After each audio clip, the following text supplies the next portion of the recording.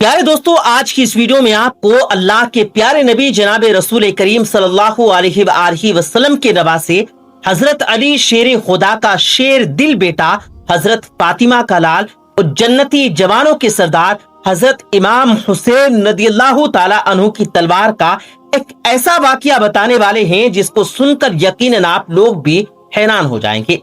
इसीलिए आज का वीडियो आप सभी के लिए बहुत खास है, आप इसको आखिर तक जरूर देखें। और अगर आपको इमाम हुसैन से मोहब्बत है तो सबसे पहले आप इस वीडियो को दिल से एक लाइक कर दें और कमेंट्स में या हुसैन लिखकर शेयर भी कर दें ताकि तमाम लोगों तक ये वीडियो पहुंच सके। तो चलिए दोस्तों शुरू करते हैं। प्यारे दोस्तों, पहले तो हम आपको बता दें कि करबला के मैदान में इमाम हुसैन के पास जो तलवार थी उसका नाम जुल्फकार था और वो तलवार आपको हजरत अली शेर खुदा यानी कि आपके वालिद ने आपको दी थी, जो तुर्की की एक अजायब घर में सजाई गई है और जिसका जिक्र हाल ही में अतगल गाजी सीरियल में भी किया गया है।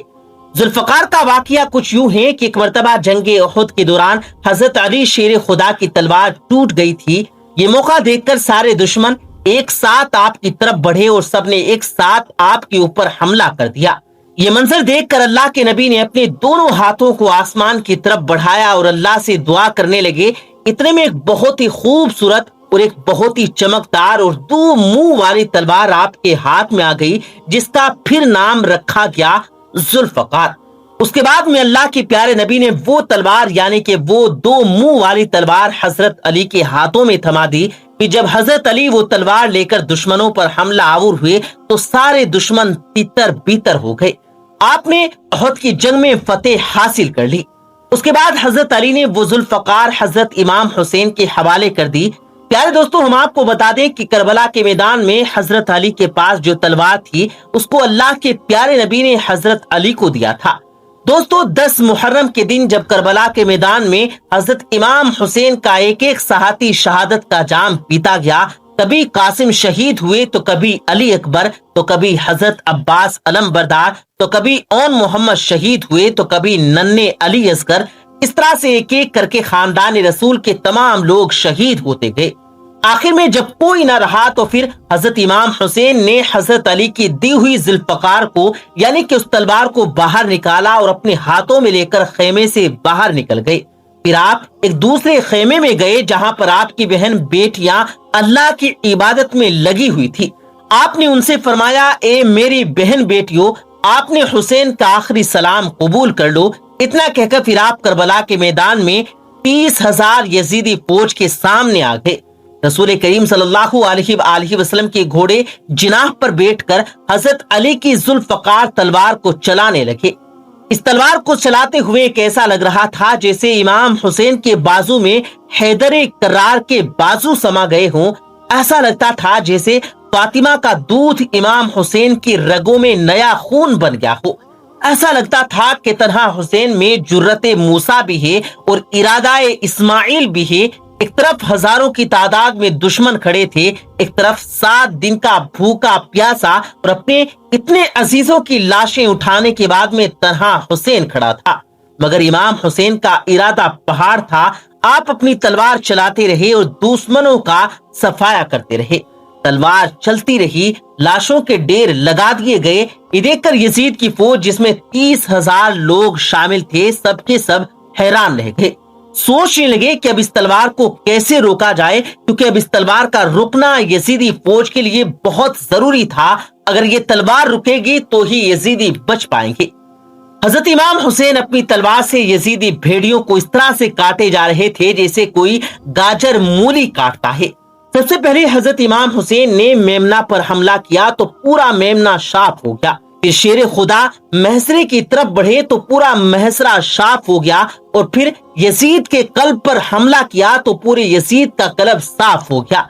यह मंजर देखकर सारी की सारी यजीदी फौज परेशान हो गई। इब्ने साद इधर उधर देखने लगा, इब्ने जियाद परेशान हो गया, सिमर चिल्लाने लगा, औले मायूस हो गया, सोचने लगा कि या अल्लाह ये क्या हो रहा है। एक आदमी सबकी गर्दन काटता जा रहा है, कहीं ऐसा ना हो जाए कि ये तारीख ऐसी बन जाए कि यजीद की 30,000 की फौज को सिर्फ एक आदमी ने यानी तने तनहा इमाम हुसैन ने साफ कर दिया। دور کھڑے دشمن سوچنے لگے کہ اب اس تلوار کو روکنا بہت ضروری ہے، لیکن ان کے کچھ سمجھ نہیں آ رہا تھا کہ اس تلوار کو روکا کیسے جائے۔ دوستو، وہ تلوار جسے کوئی بھوک نہ روک سکی، وہ تلوار جسے کوئی پیاس نہ روک سکی، وہ تلوار جسے ننھے معصوم بچوں کی شہادت نہ روک سکی، وہ تلوار جسے زینب اور سکینہ کی پیاس نہ روک سکی، وہ تلوار جسے علی اکبر کی لوٹی ہوئی جوانی نہ روک سکی، وہ تلوار جسے عباس علمبردار کے کٹے ہوئے بازو نہ روک سکے، اس تلوار کو کوئی نہ روک سکا، کیونکہ اس وقت اللہ کی مدد امام حسین کے ساتھ تھی، زمین بھی آپ کا ساتھ دے رہی تھی، آسمان بھی آپ کی حمایت میں تھا، فضا بھی آپ کی مددگار تھی۔ ایسے میں اس تلوار کا رخ پانا ممکن نہیں تھا۔ تاریخ میں لکھا ہے کہ یزید کی فوج بھاگتے بھاگتے کوفہ تک پہنچ گئی۔ اتنے میں عمر بن سعد کہتا ہے کہ اے سمر، خاموش کیوں کھڑا ہے؟ سب کے سب ایک ساتھ حملہ کر دو۔ یہ سن کر ڈر کے مارے سمر کہتا ہے کہ اگر میں جاؤں گا تو میں بھی مارا جاؤں گا۔ ارے جا، ہم حسین کے بچوں سے نہ لڑ سکے تو پھر ہم حسین سے کیسے لڑیں گے؟ اس کی رگوں میں تو علی کا خون دوڑ رہا ہے، اس کی رگوں میں تو اللہ کے رسول کا خون دوڑ رہا ہے۔ لیکن دوستو، جس تلوار کو کوئی بھوک پیاس نہ روک سکی، اچانک سے کربلا کے میدان میں حضرت امام حسین کی وہ تلوار رک گئی۔ کسی بھوک کی وجہ سے نہیں، کسی پیاس کی وجہ سے نہیں، ننھے ننھے شہیدوں کی شہادت سے نہیں، بہو بیٹیوں کے خطرے میں جانے کے اندیشے سے نہیں رکی۔ وہ تلوار صرف اس لیے رکی کیونکہ کربلا کے میدان میں اذان کی آواز گونجنے لگی تھی، نماز کا وقت ہو گیا تھا۔ اتنے میں غیب سے آواز آئی، اے حسین رک جاؤ، تم کامیاب ہو گئے۔ یہ سن کر فوراً امام حسین نے اپنا سر جھکا لیا، اپنے ہاتھ روک لیے اور اللہ کا ذکر کرنے لگے۔ اس کے بعد وہ تیریں، وہ تلواریں، وہ پتھر آپ کے جسم پر لگنے لگے۔ اتنے میں امام حسین اپنے گھوڑے کی پیٹھ سے زمین پر آ گرے۔ اللہ اکبر! پیارے دوستو، تیروں سے بدن چھلنی تھا، نیزوں کی مار تھی، کیونکہ علی کا ایک شیر ہزاروں جنگلی کتوں میں گھر گیا تھا۔ امام حسین زمین پر گرتے ہی سجدے میں چلے گئے۔ یزیدیوں نے سوچا کہ بس یہی ایک موقع ہے۔ یہ دیکھ کر عمر بن سعد چلایا اور اپنے لوگوں سے کہنے لگا کہ کھڑے کھڑے کیا دیکھ رہے ہو، جاؤ اور حسین کا سر قلم کر دو، تاکہ جلدی سے یہ خبر ہم یزید تک پہنچا سکیں اور ہم کو انعام مل سکے۔ لیکن اس کے بعد میں جو کوئی بھی امام حسین کا سر قلم کرنے کے لیے پاس میں آتا تو امام حسین کی آنکھوں میں اللہ کے نبی کا چہرہ نظر آتا۔ یہ دیکھ کر وہ کانپنے لگتا اور روتا ہوا واپس بھاگ جاتا۔ اتنے میں سمر چلایا اور کہنے لگا کہ یہ کام تم سے نہیں ہوگا، لاؤ خنجر مجھے دو۔ پھر سمر خنجر لے کر امام حسین کے قریب گیا اور سمر نے دیکھا کہ اس وقت امام حسین سجدے کی حالت میں ہیں۔ سمر نے فوراً ہی وہ خنجر امام حسین کی گردن پر رکھ دیا اور جیسے ہی چلانے لگا تو اتنے میں سمر نے دیکھا کہ امام حسین سجدے کی حالت میں کچھ کہہ رہے ہیں۔ سمر مسکرایا اور کہنے لگا کہ شاید امام حسین اپنے کیے پر پچھتاوا کر رہے ہیں۔ بس یہی سوچ کر اس نے اپنا کان قریب کیا اور امام حسین کی باتوں کو سننے لگا۔ امام حسین کہہ رہے تھے کہ اللہ ہماری شہادت کو قبول فرما، میں نے تمہارے دین کے لیے اپنا سب کچھ، اپنا گھر بار سب کچھ قربان کر دیا۔ یا اللہ تو گواہ رہنا، تیرے نبی کے نواسے نے تیرے دین کے لیے اپنا سب کچھ لٹا دیا۔ بس اتنی ہی دیر میں اندھیرا چھا گیا۔ 61 ہجری 10 محرم کا وہ دن تھا جب حضرت امام حسین کی گردن پر سمر نے تلوار رکھی اور اندھیرا وقت سے پہلے چھا گیا تھا۔ سلام ہے کربلا کے شہیدوں پر، سلام ہو نواسہ رسول حضرت امام حسین پر۔ پیارے دوستوں، ہمارے آس پاس روز ہی ایسے کرشمے معجزات ہوتے رہتے ہیں جن پر ہم غور نہیں کرتے یا پھر اس کو اتفاق کہہ کر نظر انداز کر دیتے ہیں۔ آج آپ کو جو واقعہ سنانے جا رہے ہیں، یقین جانیے یہ ایسا واقعہ ہے، یہ ایسا اللہ پر توکل کرنا آپ کو سکھائے گا کہ ہر لمحے، ہر کام، ہر چیز کو اللہ تعالیٰ کی مرضی اور رضا میں کرنے اور بتانے لگیں گے۔ ٹرین میں سفر کرتے ہوئے ایک شخص کے ساتھ ایسا کیا معجزہ ہوا، یہ جاننے کے لیے ویڈیو کو آخر تک ضرور دیکھیے گا۔ اس سے پہلے اگر آپ نے ابھی تک اس ویڈیو کو لائک نہیں کیا ہے تو ویڈیو کو لائک کریں، چینل کو سبسکرائب نہیں کیا تو چینل کو سبسکرائب کرتے ہوئے ساتھ موجود بیل آئیکن پر ضرور کلک کریں تاکہ اسی طرح کی مزید ویڈیوز آپ تک بر وقت پہنچتی رہیں۔ پیارے دوستو، یہ کہانی ایک دوست نے سنائی ہے تو اسی کی زبانی ہم آپ کو سنا دیتے ہیں۔ हमारे वो दोस्त कहते हैं कि मैंने एक जंक्शन पर भागते हुए अपनी ट्रेन पकड़ी जो कि मुझे अपनी मंजिल तक ले जाने वाली थी। मैंने ट्रेन के जिस भी डिब्बे में कदम रखा वो स्लीपर डिब्बा था जिसकी टिकट मैंने पहले से ही ले रखी थी। स्लीपर कोच में नई हिदायत की रूह से खास मुसाफिर ही बैठ सकते थे, लेकिन खिलाफ तवक्को आज उस डब्बे में भी खूब रश था। अपने डिब्बे तक दौड़ने की वजह से मैं जरा भी हाँप रहा था। थोड़ी देर के बाद जब मैंने अपने आप को ठीक पाया तो आसपास का जायजा लेना शुरू कर दिया। सब के सब अजनबी चेहरे, सबकी मंजिलें अलग अलग, लेकिन सफर उसी ट्रेन से। उस डब्बे में जहां मेरी सीट थी वहां कोई औरत मुसाफिर नहीं थी। ट्रेन फर्राटे भरती हुई आगे बढ़ रही थी क्योंकि उसे मुसाफिरों को वहां पर उनकी मंजिलों तक ले जाना था। मैंने अपने बैग से ताजा तरीन रिसाला निकाल लिया जिसे आज ही जंक्शन से उतरते वक्त मैंने लिया था। कुछ देर के बाद मुझे महसूस हुआ कि एक अजनबी थोड़ा बेचैन सा है। मैं दोबारा अपने रिसाले के वर्क गर्दाने में मसरूफ हो गया। फिर नजर उसी तरफ उड़ गई जिधर वो मुसाफिर बैठा हुआ था, लेकिन वो मुझे नजर नहीं आया। मुझे क्या पड़ी थी कि उसकी खबर गिरी करता। फिर से वर्क पलटने लगा। वो शख्स कुछ ही पल में अपनी जगह पर आ बैठा, लेकिन उसके चेहरे से परेशानी साफ झलक रही थी। ट्रेन अपना सफर तेजी से तय करती जा रही थी। मेरी मंजिल 3 घंटे के बाद आने वाली थी, इसीलिए मैं इत्मीनान से अपनी सीट पर बैठा था। वो शख्स फिर उठा और कहीं गया। मैंने महसूस किया कि शायद वो इसी कंपार्टमेंट के बगल वाले हिस्से में गया होगा, इसीलिए किसी की आवाज आई नहीं है। मुझे लगा कि उस शख्स ने किसी चीज की फरमाइश की होगी। वो फिर अपनी सीट पर बैठ चुका था।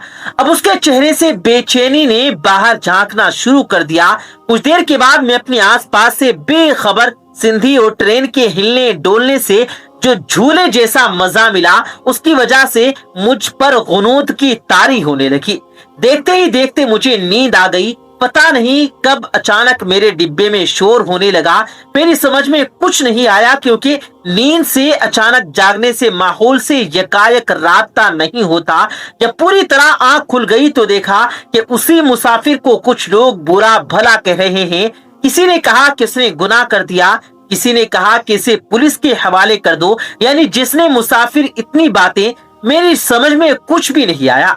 चंद लम्हों में क्या हो गया जो इस मुसाफिर के साथ दूसरे मुसाफिर कुछ करने को कह रहे हैं।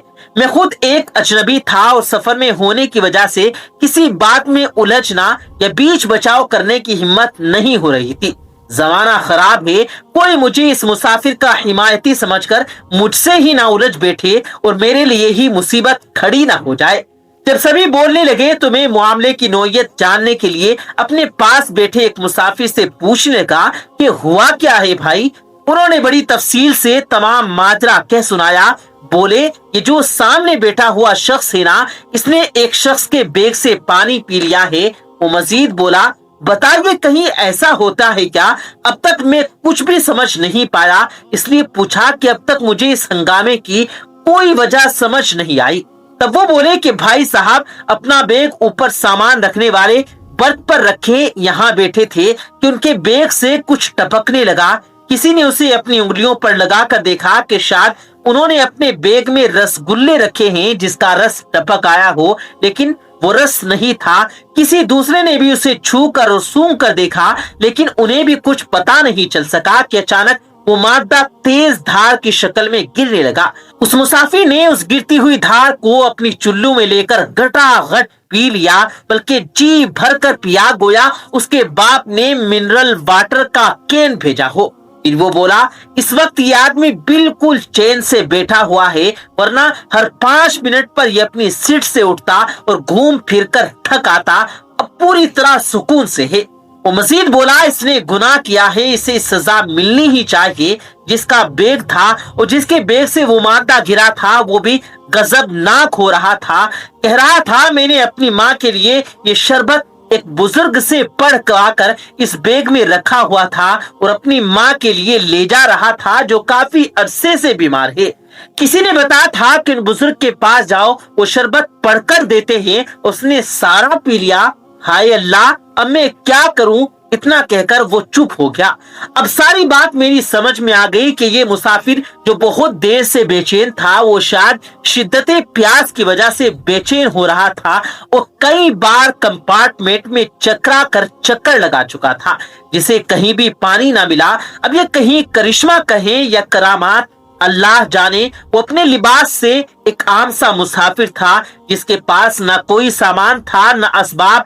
अब इसलिए उसे पानी की बोतल भी नहीं ली होगी, लेकिन प्यास की शिद्दत ने उसे हलकान किया हुआ था कि अचानक ये मोजिजा रोनुमा हुआ।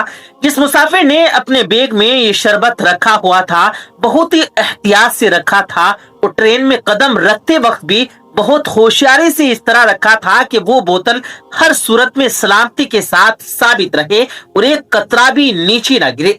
लेकिन जब दे मोला तो क्यों ना दे सिराजुद्दौला। वही हुआ। अल्लाह ने एक बंदे की प्यास बुझाने के लिए तमाम बंदिशें तोड़ डाली और वो शरबत उसके मुंह में उतार दिया। मैंने कहा, जरा उनसे भी तो पूछें ये माजरा क्या है। उस शख्स ने बताया कि वो बहुत दूर से सफर करके आ रहा है। उसकी माँ की हालत बहुत खराब है। उसके पास इतनी रकम नहीं कि वो किसी तरह जल्दी पहुंच जाए। उसका तो जी चाहता है कि वो उड़कर अपनी माँ के कदमों में पहुंच जाए, लेकिन हवाई जहाज के किराए के पैसे नहीं हैं। इस सितम पर बालाए सितम ये हुआ कि किसी ने पिछली ट्रेन में मेरा तमाम सामान चोरी कर लिया। मैं भूखा भी हूँ, इस कंपार्टमेंट के कई चक्कर भी लगा चुका हूँ, लेकिन न किसी नल में पानी है और न किसी के पास। मैं दिल ही दिल में अपनी परवरदिगार को याद करता हुआ सफर कर रहा था कि खुदाया, अगर मुझे मौत भी आनी है तो मेरी माँ के कदमों में पहुंचाकर मेरी रूह चाहे कब्ज कर लेना, मैं उफ भी ना करूंगा, लेकिन तब तक मुझे किसी सूरत जिंदा रख ले। मैं दिल में ये दुआ मांग ही रहा था कि अचानक साहब के बैग से कुछ टपकने लगा। मैं अपने माबूद का शुक्रिया बजा लाया और ये जाने बगैर कि ये कोई जुर्म भी है या नहीं, बस मुंह लगा दिया। खुदा की शान देखिए कि मैंने शिकम शेर होकर पिया। अब मुझे जरा भी प्यास नहीं लग रही। आप लोग चाहें तो मुझे सजा भी दे सकते हैं और पुलिस के हवाले कर सकते हैं, लेकिन इतनी गुजारिश जरूर करूंगा कि पहले मुझे माँ के कदमों में पहुंचने की मोहलत दे दें। कुछ लोग खामोश हो चुके थे और कुछ लोग उसे झूठा और मक्कार समझ रहे थे। किसी ने सोचा कि हो सकता है कि ये रोज इसी तरह के बहाने बनाता हो। उस मुसाफिर ने अंदाजा लगाया कि उसका स्टेशन करीब ही होगा, इसीलिए वो अपनी सीट से उठ खड़ा हुआ। किसी ने कुछ नहीं कहा। ट्रेन की रफ्तार धीमी होने लगी। वो स्टेशन पहुंचकर रुक गई। वो शख्स उतरा और भीड़ में गायब हो गया। वो मुसाफिर प्लेटफार्म से गुजरते हुए बाहर निकलने वाले दरवाजे से बाहर जाने लगा तो टीसी ने उसे पहचानते हुए सलाम किया और बताया कि चच्ची जान की तबीयत अब काफी बेहतर है जनाब। उसके चेहरे पर एक ठेल आई और गुजर गई। वो जब घर पहुंचा तो उसकी माँ ने कहा, बेटा, एक शख्स आया था और तुम्हारे बारे में पूछ रहा था कि साहब कहाँ हैं। उस शख्स ने मजीद कहा कि तुम्हारा सामान और कुछ रुपये जो तुमने उसके हाथ से भेजे थे वो दिया है और बोला है कि साहब आते ही होंगे। उस शख्स ने हैरान आसमान की तरफ देखा और दिल में कहा कि मौला, तू हर जगह है, तू हर वक्त है और सबके साथ है, लेकिन तुझे कोई नहीं पहचानता, कोई नहीं जानता। ये मोजिसे से कम है क्या कि तूने मेरी सुन ली और मुझे अपनी माँ से मिलाया, मेरी बीमार माँ को शिफा अता की और मुझे मौत भी ना आई। मुझसे पहले उस आदमी को मेरे घर भेजकर मेरे तमाम असबाब वापस करवा दिए जो उसे चुरा कर ले गया था। शायद उसे मेरे सामान में मेरा पहचान पत्र मिल गया होगा, जिसे देखकर वो मेरे घर चला आया। तूने ही तो उसके दिल में मेरे मालो असबाब लौटाने का ख्याल डाला होगा। दूसरी तरफ वो शख्स जो वालदा के हलक में वो पढ़ाई किया हुआ शरबत डालने का ख्वाहिशमंद था, वो अपना मुरझाया हुआ चेहरा लिए माँ के पास गया तो देखा कि उसकी माँ आरामदेह कुर्सी पर बैठी हुई है। उसे देखते ही कह रही है कि बेटा, तू आ गया, मैं तेरा ही इंतजार कर रही थी। तुमने जिस आदमी के हाथ वो पढ़ाई किया हुआ शरबत भेजा था, उसे पीते ही मैं भली चंगी हो गई और देखो मैं यहाँ बैठी हूँ। अपनी माँ की ये तमाम बातें सुनकर उसे अपने कानों पर यकीन न हुआ। उसने अपने दिल में कहा, मैंने कब किसे भेजा? वो शरबत तो गया जिसे दूसरा मुसाफिर पी गया। उस मुसाफिर के पास तो कुछ था भी नहीं। फिर ये किसने किया? ये जरूर कोई करिश्मा है। मैंने उस मुसाफिर को गलत समझा, वो जरूर कोई अल्लाह का नेक बंदा होगा। अगले दिन ये खबर जब एक अखबार में शाया हुई तो मेरे मुंह से बेइख्तियार निकला, ये मोजिजा है, करिश्मा है या करामात, अल्लाह जाने। प्यारे दोस्तों, हम ये उम्मीद करते हैं कि आज की हमारी ये वीडियो आपको पसंद आई होगी। पसंद आने की सूरत में अपनी राय से जरूर कमेंट बॉक्स में आगाह कीजिएगा, वीडियो को लाइक कीजिएगा और आपको लगे ये कहानी दूसरों को भी पढ़नी चाहिए तो इसे शेयर करना मत भूलिएगा। जाते जाते अगर आपने हमारे YouTube चैनल को सब्सक्राइब नहीं किया है तो हमारे YouTube चैनल को भी जरूर सब्सक्राइब कीजिएगा। हम मिलते हैं फिर एक किसी कीमती वीडियो के साथ, तब तक के लिए अल्लाह हाफिज।